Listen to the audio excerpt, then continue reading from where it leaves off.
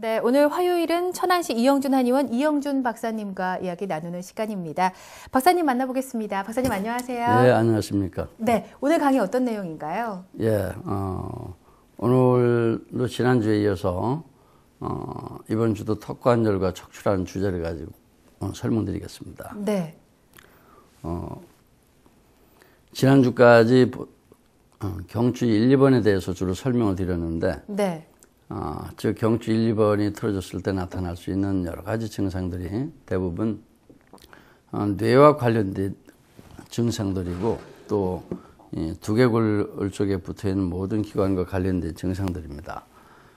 그래 3주간에 걸쳐서 자세하게 설명을 드렸는데 네. 오늘부터는 3번 경추가 이상이 있을 때 나타나는 증상부터 또 차근차근 설명해 나가도록 하겠습니다. 네, 지난주까지 이제 박사님께서 1, 2번 목표가 틀어졌을 때 나타날 수 있는 증상 중에 만성 피로와 건망증, 어지럼증, 그리고 두통, 편두통을 비롯해서 턱, 뚜렛, 우울증 등 신경정신과 질환, 사경증, 간질, 파킨슨병까지 설명을 쭉 해주셨습니다. 이제 4주 만에 3번 경추로 넘어가게 되네요. 예, 그렇습니다. 1, 2번 경추가 그만큼 중요한 척추기 때문에 그런데요. 네. 모든 척추가 중요하지 않는 척추가 없습니다만은 특히 1, 2번 경추는 이제 모든 척추의 중심축도 되고 또 머리와 턱관절의 운동 중심축 역할을 동시에 하고 있기 때문에 네. 가장 중요하다고 보고 있습니다. 그래서 1, 2번 경추가 틀어지게 되면은 주로 우리 신체의 통제 사령부에 해당되는 뇌의 문제를 일으키고 또 여러 뇌신경계에 이 전신질환을 유발할 수 있는 그 뇌신경계의 주범으로 작용하고 있기 때문에 지난번에 1, 2번 경추에 대해서 아주 장시간에 대해서 설명을 드렸습니다. 네. 그리고 한마디로 또 1, 2번 경추가 틀어지게 되는 대부분의 질병 증상은 또 현대에서 해결하지 못하는 어떤 난치병이나 그리고 희귀병 또는 만성병 등에 해당될 만큼 중요한 뇌신경계 그리고 뇌혈관계 질환이 대부분이기 때문입니다. 네. 그래서 이제 1, 2번 경추에 대해서 쭉 얘기를 해봤는데요. 오늘 이제 소개해 주실 3번 경추의 경우 문제가 있을 때는 어떤 질병과 또 증상을 가져올 수 있는지 오늘 이제 쭉 얘기를 이 강의를 통해서 해 주시게 되겠습니다. 3번 경추의 경우 문제가 있을 때 어떤 증상이 나타나는지 말씀을 좀 해주세요. 예, 3번 경추가 틀어지게 되면은 이 3번 경추에서 나오는 신경은 주로 우리 얼굴, 뺨을 비롯해서 치아나 그리고 또 얼굴 안면 전체를 주관하는 신경이기 때문에 3번 경추가 틀어지게 되면은 주변에 있는 이 신경이 이제 주로 턱관절의 3차 신경과 연결이 되어 있습니다. 네. 그리고 또 안면 신경과도 관련이 되어 있고요. 그래서 얼굴에 나타나는 여러 가지 발진, 여드름, 습진 등 아토피 질환을 비롯해서 또 안면부의 어떤 경련증, 그리고 통증, 마비감, 그리고 눈꺼풀의 떨림 등 증상을 또 유발할 수도 있습니다. 그리고 이외에도 치아가 들뜨거나 잇몸이 붓고 아픈 여러 가지 잇몸 질환, 그리고 또 협심증이나 어떤 불안, 초조 등을 동반하는 여러 가지 질환들이 1, 2번 경추가 틀어지지 않고서는 3번 경추가 틀어질 수 없기 때문에 3번 경추나 그 이하의 척추는 주로 이제 이 경추랑 턱관절이 서로 깊은 연관성을 가지고 있습니다. 네. 경추와 이제 턱관절이 깊은 연관에 있다 이렇게 얘기를 해주셨는데요. 그러면 그동안 이제 우리가 알고 있던 얼굴이나 눈꺼풀의 경련 또 안면부의 통증, 그리고 요즘 청소년들이 흔한 얼굴에 여드름, 습진, 뭐 이런 아토피 질환도 경추뼈 중에서 특히 3번 경추가 틀어졌을 때 나타날 수 있는 증상이란 말씀이네요. 예, 그렇습니다. 네. 3번 경추가 틀어지게 되면은 5번 뇌신경에 해당되는 그 3차 신경이 주로 압박을 받게 됩니다. 이때는 대부분 얼굴에 나타나는 증상들이 주축을 이루게 되는데, 특히 요즘 청소년들한테 가장 흔한 증상인 여드름도 여기 해당이 됩니다. 네. 또는 여드름뿐만이 아니라 얼굴에 여러 가지 발진이나 습진 또는 건선 등 대부분의 피부 질환도 여기 관련되어 있습니다. 이제 현대학에서 이야기하는 여러 가지 각종 아토피성 질환 등도 모두 신경계 이상으로 뇌에서 어떤 관련 호르몬 분비가 적절하지 못해서 네. 나타나는 그런 증상인데, 일반적으로 국민들은 그런 걸 알지 못하고 있습니다. 네. 그렇다면은 이 피부과 질환의 그 경우에 클리닉에서 치료를 할 때도 턱관절의 균형을 통해서만 치료를 하시나요? 그렇지는 않습니다. 네. 피부 질환이라고 그래서 모두 척추에만 원인이 있는 것은 아닙니다. 네. 피부 질환이 때로는 고량진미 등 음식에 의해서 유발되는 경우도 있겠죠. 그런 경우라면 먼저 식이요법을 조절해서 피부 질환을 치료해야 됩니다.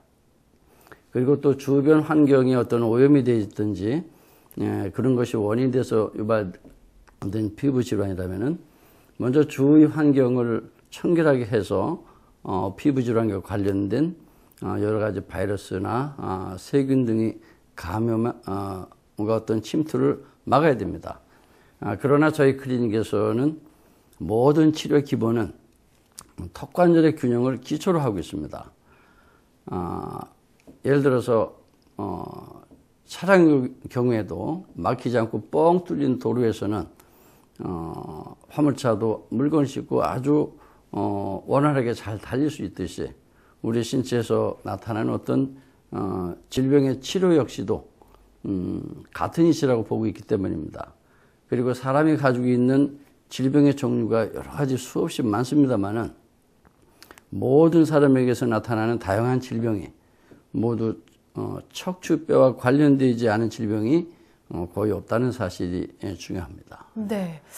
그러고 보니까 이제 뇌 신경계에 나타나는 질환이나 각종 척추뼈가 틀어졌을 때 나타나는 뭐 척추, 디스크, 관절 질환 이런 것들이 척추와 관련되는 줄 알았는데 피부과 질환도 관련돼 있으니까 사람에게서 나타나는 질병 대부분이 척추와 관련되지 않았나 하는 생각이 듭니다. 예, 그렇습니다. 네. 만약에 척추가 틀어지지 않는다면 이 척추 옆을 지나는 어떤 신경도 압박을 받을 수 없습니다. 척추 옆을 지나는 신경이 총 31쌍의 척추신경이 됩니다만은 이 척추신경이 지배하는 각 장기를 비롯해서 어떤 이 관련된 부분에도 만약에 척추뼈가 정상이라면은 불규정이 야기되지 않겠죠. 네. 그러니 당연히 어떠한 질병도 발생하기 어렵습니다. 그러나 그런 경우라 할지라도 뭐 아프리카 같은 후진국의 경우라면은 주변 환경이 심하게 오염돼서 또 그로 인해서 발생된 전염병이라면은 그런 것은 또 어쩔 수 없다고 봅니다. 네. 자, 박사님 말씀 통해서 척추 한마디 한마디의 소중함과 또 중요성을 새삼 알게 됩니다. 또 저도 이제 척추의 중요성에 대해서 좀 느끼게 되는데요. 아마 이 방송 듣고 계신 청취자분이나 시청자 여러분께서도 척추뼈 한마디 한마디 이게 틀어졌을 때 어떤 질병이 어떻게 해서 어떤 원리로 발병하게 되는지 좀 새롭게 아시는 계기가 됐을 것 같습니다. 예, 척추가 우리 신체에서 보면은 집을 질 때 기초를 다지고 지죽, 즉 기둥을 세우게 되죠. 한마디로 척추는 이처럼 우리 신체의 지주대의 어떤 기둥에 해당이 됩니다. 네. 기둥이 기울거나 쓰러지게 되면은 그 위에 올려진 대들보도 역시 기울고 또 쓰러지듯이 우리 몸에서 가장 중요한 기둥이 척추가 되기 때문에 중요하다고 봅니다. 그리고 건축 구조에서도 여러 개의 기둥이 합쳐져서 하나의 건축 구조물을 형성합니다. 그러나 그 여러 개의 기둥 중에서도 모든 건축 구조물의 무게중심 또는 균형중심 축 역할을 하고 있는 기둥과 대들보가 있습니다. 우리 신체 내에서도 그런 기둥 역할을 하는 척추뼈가 축을 가지고 있는 두 번째 목뼈인 2번 경추입니다. 네. 그리고 전체 건축 구조물에서 가장 또 중요한 대들보 역할을 하는 뼈가 턱뼈라는 사실입니다. 네. 그래서 턱뼈는 두 번째 목뼈인 축추 위에 올라앉아 있는 머리뼈에 해당이 됩니다. 근데 이 머리뼈로 하여금 척추의 가장 중심축에 놓이도록 균형을 유지하는 대부분의 기능과 역할을 턱뼈가 담당하고 있기 때문에 척추뼈에 있어서 가장 또 중요한 역할을 하고 있습니다. 네. 턱뼈가 전신 척추뼈 위에서 대들보 역할을 한다. 참 네. 흥미로운 이야기인데요. 박사님 강의 들으면서 정말 매번 한 가지씩 색다른 그런 정보를 또 알게 되고요. 흥미진진한 말씀을 듣게 돼서 항상 기대를 하면서 듣게 됩니다. 예, 흥미를 가져주신다니 감사합니다. 네. 그동안 척추에 대한 여러 어떤 전문가가 나오셔서 또 어떤 내용에 대해서 설명 드렸는지 모르겠습니다만 저는 저희 강의를 통해서 이 척추의 중요성에 대해 모든 국민들이 새롭게 인식하는 계기가 됐으면 하는 마음입니다.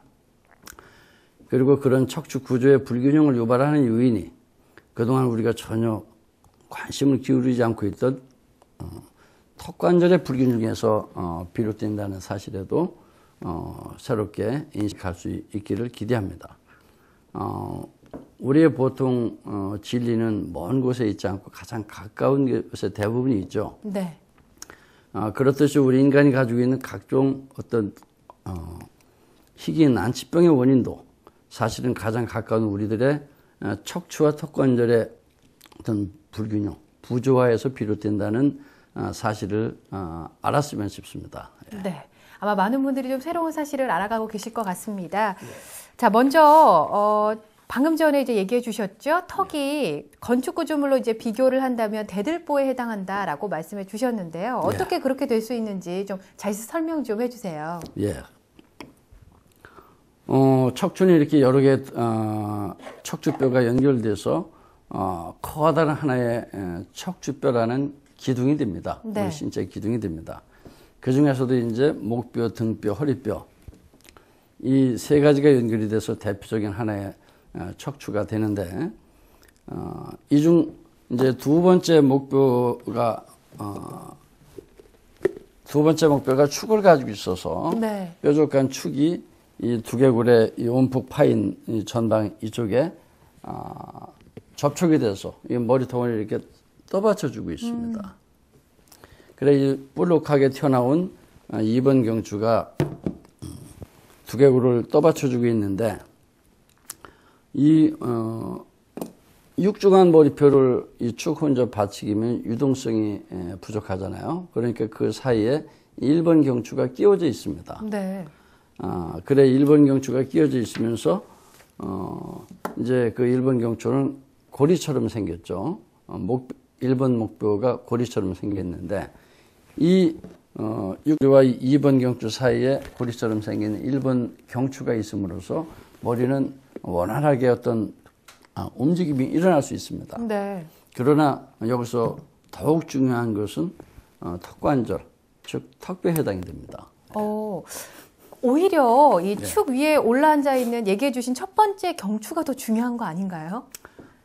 그렇지는 않습니다. 네. 일반적으로 그렇게 생각할 수가 있는데 머리뼈와 2번 축주 사이에서 환추인 1번 경추는 그저 머리의 무게중심이 이동될 때마다 전후 좌우로 움직이면서 원활한 머리와 전신 척추의 가동성, 즉 원활한 움직임의 운동성만 확보시켜 줄 뿐입니다. 오히려 중요하다면은 척추 중에서 축을 가지고 있는 두 번째 목뼈 경추가 가장 중요합니다. 네. 두개골과 목뼈 부위에 분포된 근육을 살펴보면은 모든 근육은 두 번째 목뼈인 축추에 모두 집중되면서 연결되어 있습니다. 여기 보시면은 여기 이 위가 두개골이고 네. 이 몰려 있는 이 부분이 두 번째 목뼈인 축추입니다. 축추로 두개골에서 1번 목뼈에서 2번, 3번 모든 목뼈에서 다 근육으로 연결이 되어 있습니다. 한마디로 그래서 두 번째 목뼈가 틀어지게 되면은 위에 있는 두개골을 비롯해서 밑에 있는 나머지 목뼈도 다 틀어지게 될 수 있겠죠. 네. 그런데 이 2번 목뼈 축 1번과 2번 또는 3번 목뼈까지 턱 옆을 지나는 9개의 뇌신경이 지배하고 있다는 사실이고 바로 5번째 뇌신경인 3차 신경인 1번, 2번, 3번 목뼈까지 연결이 되어 있습니다. 네. 그래서 전신 척추를 지배하는 척추가 두 번째 목뼈이지만은 이 두 번째 목뼈를 틀어지게 좌지우지하는 목뼈는 오히려 양쪽의 턱관절이기 때문에 사실상은 턱뼈가 가장 중요하다고 볼 수 있습니다. 네. 전신 척추는 우리 몸의 기둥 역할을 하고 턱뼈는 전신 척추의 대들보 역할을 한다. 오늘 또 새로운 사실을 알았습니다. 박사님 설명 듣다 보니까 시간이 훌쩍 가서요. 오늘 마무리 말씀 좀 부탁드립니다.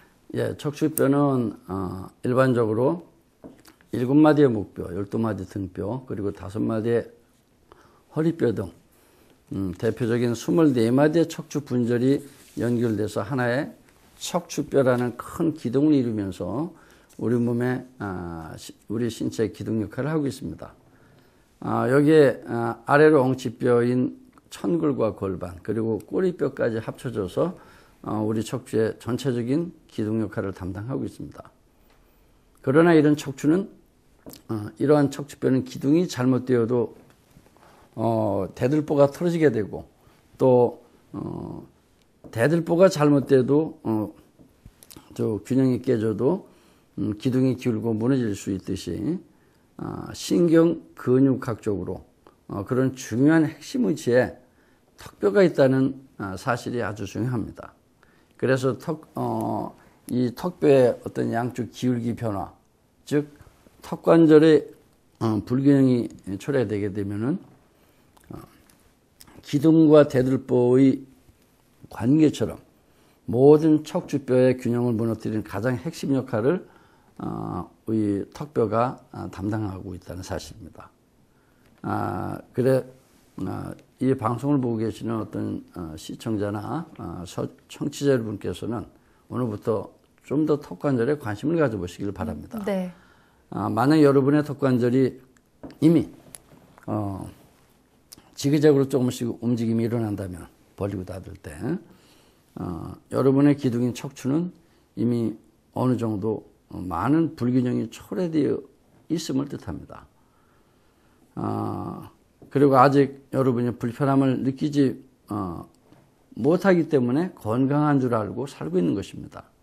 그러나 이미 입을 열고 닫을 때 턱에서 심한 어떤 소리가 난다면 더욱 진행된 척추의 불균형 구조를 가지고 있는 것을 의미하기도 합니다. 턱관절은 턱이 아파야 그리고 또 입이 안 벌어져야 턱관절 장애가 있는 것이 아니기 때문입니다. 네. 여러분, 턱에 혹시 문제가 의심이 되신다면 가까운 주변의 FCST 클리닉을 찾아가 보십시오. FCST 클리닉은 턱의 미세 조절을 통해서 여러분이 가지고 있는 여러 가지 턱관절 장애를 비롯한 전신질환, 척추질환 등등을 안전하게 해결해 주실 것입니다. 네. 오늘 아마 이 강의를 통해서 내 턱관절에 대해서 한층 더 좀 관심을 갖게 되시지 않았을까 하는 생각이 듭니다. 네. 오늘은 턱관절과 척추에 대해서 알아봤습니다.